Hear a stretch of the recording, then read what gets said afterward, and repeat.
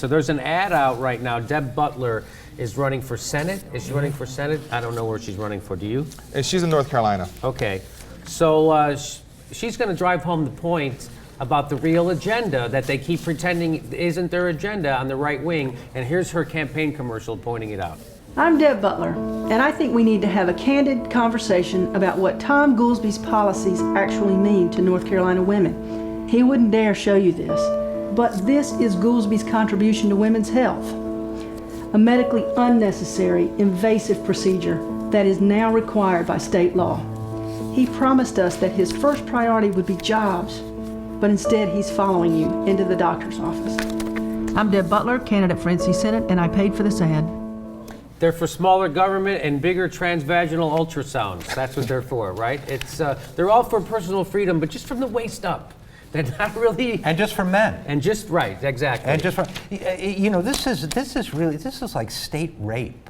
You know, this is forcibly entering a human being's body because you don't like their behavior or their choices. It's hideous. It's grotesque. So I just want to read what Thom Goolsby said.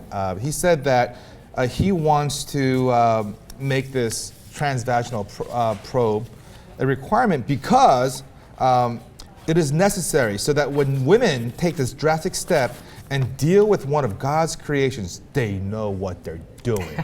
Because that's right, women don't know what they're doing. And they don't know about their own bodies. And you know what? According to this guy, women aren't one of God's creations. So look, apparently, right? Women of America, this is what the GOP stands for, okay? People like Todd Aiken, who claims legitimate rape. You know, that you can't get pregnant if it's not a legitimate rape. We have people like Rivard, who talks about how women, some girls rape easy. Rape easy. And then you have guys like Thom Goolsby who want women to know what they're doing to one of God's creations. So they invent this ridiculous, humiliating, unnecessary medical procedure to shove into your vagina in your most, you know, traumatic moments. This is the party that you can't vote for them. You just can't vote for these guys. You know, I will say this. I'll speak to the point that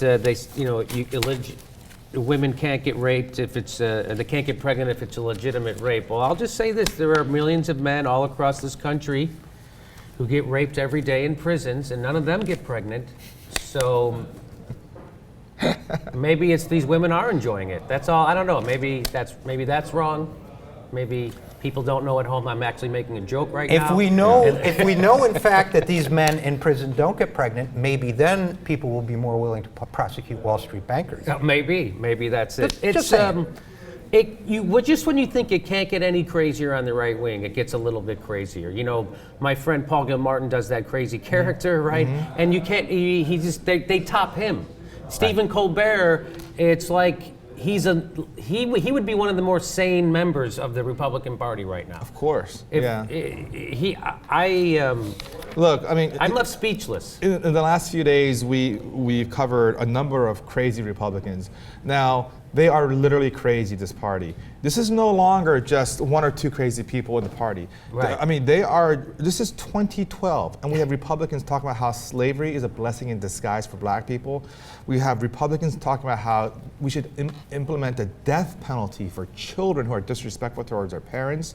We have Republicans talking about how, you know, about rape issues. I mean, in such cavalier ways where they say basically that, you know, women who cry about rape are liars. And that, you know, if they're truly raped, they wouldn't get pregnant anyway. And yet they want to rape them repeatedly with the trans-vaginal probe. Yeah. I mean, this is your Republican Party. This is the American Taliban. Yeah. You stole my line, but yes, really absolutely. Yeah. Look, you know, I mean, Republicans used to just be people who were insanely wrong on economics.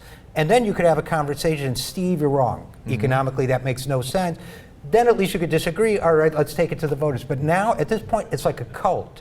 It's like a Taliban-ish cult. It's a cult. You're in or you're out. And believe me, if you're a woman, you're only in to serve. And minorities aren't welcome. And it's gotten so extreme. You're with us or you're against us. Right. You know, that's really what it is. Right. You're with us or you're against us. It is very cult-like. You all have to say the same thing. You all have to speak the same ideas. And if you question it, that's frowned upon. You can't do that. You got to get on board. It is very cult-like. And it's just a they have kicked out of the Republican Party anyone who remotely resembles any scintilla of intellect and rational thought. Like David Frum, he's out. He's out. He's out. Just Colin yes. Powell, he's out. Andrew Sullivan, Right. Out. He's out. Every single Right. person. Colin Powell's out. He's not. Yeah. Yeah, he's not tough enough for Yeah. them. That guy. Right. I mean, Right. the guy only started a war in Iraq. Chuck Hagel, all of those guys. Yeah. Chuck Hagel. You know, I mean, absolutely, because it's become the party of lunatics. It is like really a has cult. been, yeah. And so, but yet, David Gregory will present it as just the other side of the argument. And Here's the- so will Barack Obama. Hey, and it's about time that Barack Obama started saying, you know what, these people are crazy. Right, they don't represent half the country. Right. They represent a sliver Right. of maniacs. And I don't know why he doesn't say that. He's got this thing in his head, this is going to be a reasoned debate. Well, you know what? You're standing up there with, like you say, the Taliban or whomever. There's sometimes you just have to say, lunatic. Yeah, and you know, Mitt Romney, he's gotten this nice little bounce now, and he's caught up to Obama. He did so because he pivoted away from his right-wing extreme Right. views, and he's gone more liberal. Yeah, he should- because Americans are progressive. We are not the crazy, batshit crazy conservatives that they purport to be. And America has rejected, you know, he didn't tie, again, I know we're talking about the debate, he didn't tie Mitt Romney to George Bush, not one time. He didn't say he wants to go back to the same stuff, what got us here.